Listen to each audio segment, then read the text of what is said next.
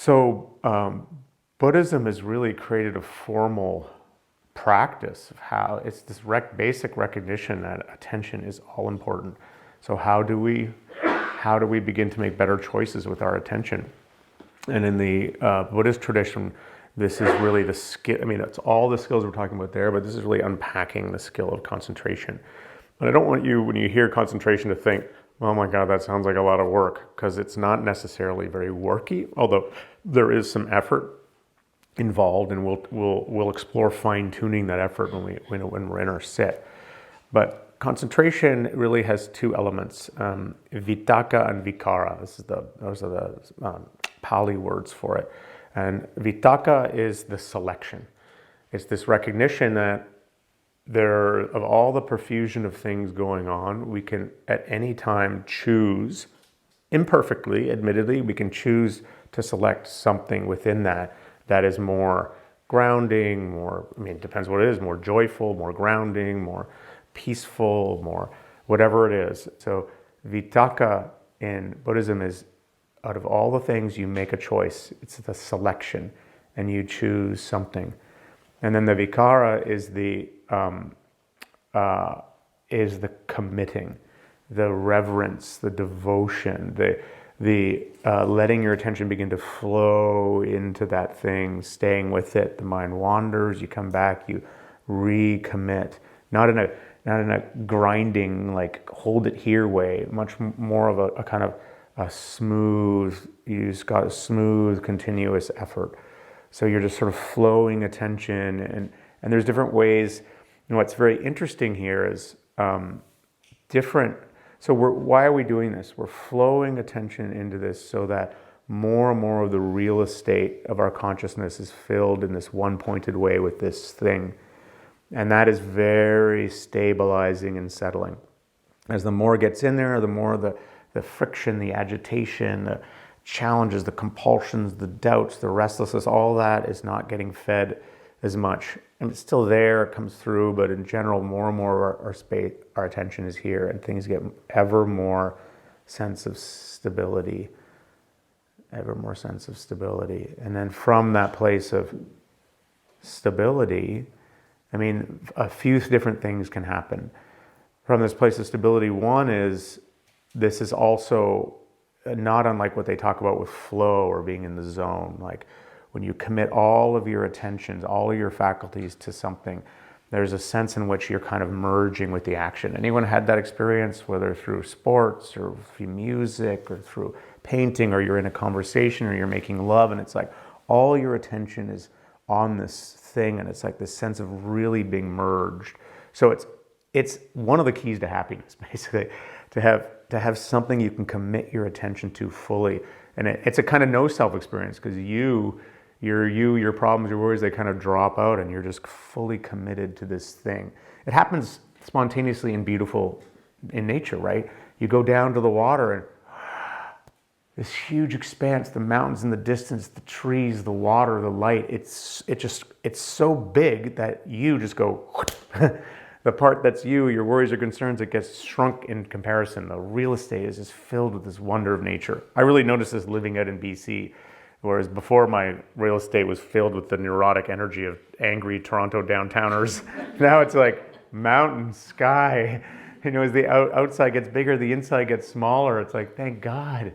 Like my own neurosis is not my only entertainment, which is what happens in downtown Toronto. It's like everyone's just feeding on each other's neurosis. It makes good art, but good angry music and some good poetry. And poetry is everything, right? But it's like, out here is like cleansing the palate of the mind. It's like, oh God. So there's this experience of flow of just sort of really getting in the zone with something. And what's interesting here is people are different.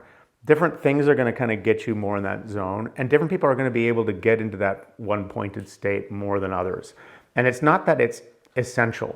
What's essential is getting to a place of comparative stability. It's like that stability is like the raft you take across the river. It gets you to a place of kind of awake, clear availability. That's where we want to get to. The flow is like gravy. It's wonderful when it happens, but some of us have a harder time with the flow, but we find that there are practices that we can do that help stabilize, settle things, and we can come to that place of availability. So don't fetishize the perfect.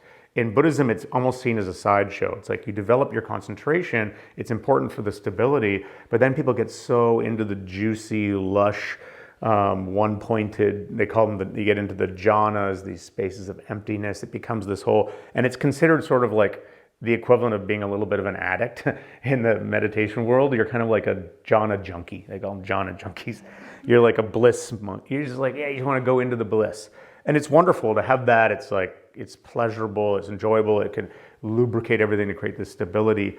But ultimately, the practice is really in the service of waking up to our life, you know, of being present and available to the people in our life, making contact with them. See, what can happen in meditation is you get so good at concentrating somewhere else, on your breath, on awareness, whatever it is, that you just bypass all the real issues going on in your life.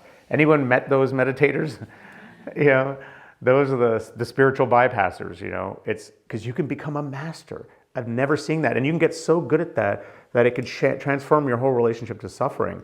The problem is you're still in relationship with all these people and you're still acting in the same way. So your suffering just gets displaced onto everyone around you. This is kind of like the story of half the spiritual teachers in the West, you know, who've just been so good at being perfect at their concentration or perfect in their kind of cosmic insight, and they never looked at any of their relationality or their way they are with people, and all those abuses just actually were given more license to just spread all around, and they're clueless about it until they weren't, and then they lost their positions as they should have.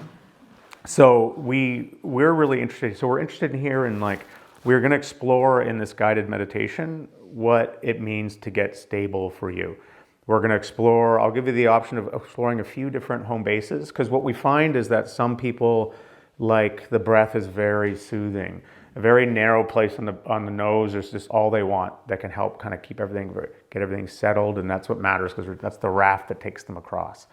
Others find they need a broader sense of things. They want to sense the whole breath as it affects the body, the slow rocking of the body from the breath, the whole large kind of humid sense of aliveness. So I'll kind of offer that. And so there'll be a chance at the beginning just to play a little bit with a few kind of home bases that you might not be familiar. You may already know exactly. In fact, I'm curious, who really knows what works for them in terms of an object, a thing to pay attention to that really, so that's great. So you could stay with that the whole way through. But there's also this opportunity to explore a little bit.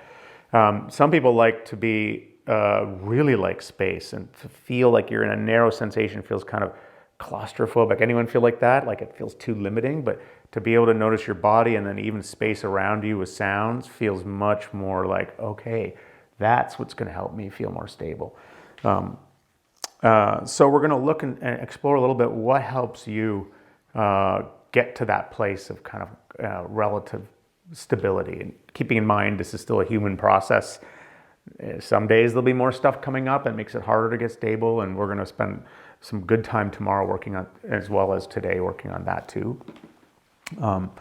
So those are just some other people. Again, just even two more final options. It's like they find they want to do something with their minds, not just pay attention to a thing, but the activity of the mind itself.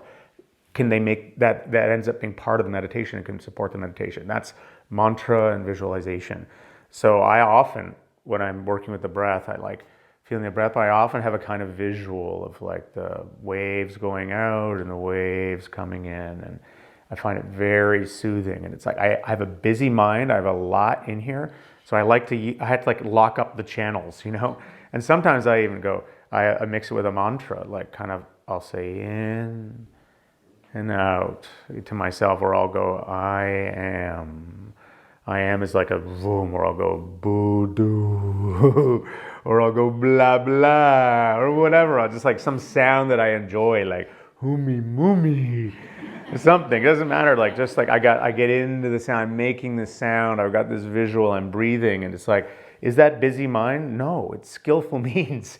because I use that, and eventually one might drop off and another might drop off, but it's like our concentration object is the raft we take across the river so we can get to this place of basic sanity and availability.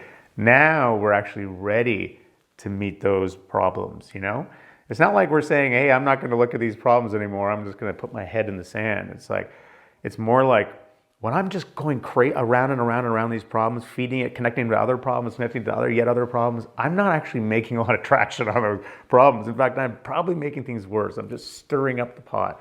But if I can let things settle and come to this place of, okay, kind of grounded sanity and availability, now this is the place where I feel like our clearest thinking can happen, our clearest appraisal of what's actually happening in front of us, our availability to the actual situation. And this is not even me. This is this is what's reported up and down the line in all the contemplative traditions. So yeah, anything else I want to say about that? I think the best thing is just to let's go into an exploration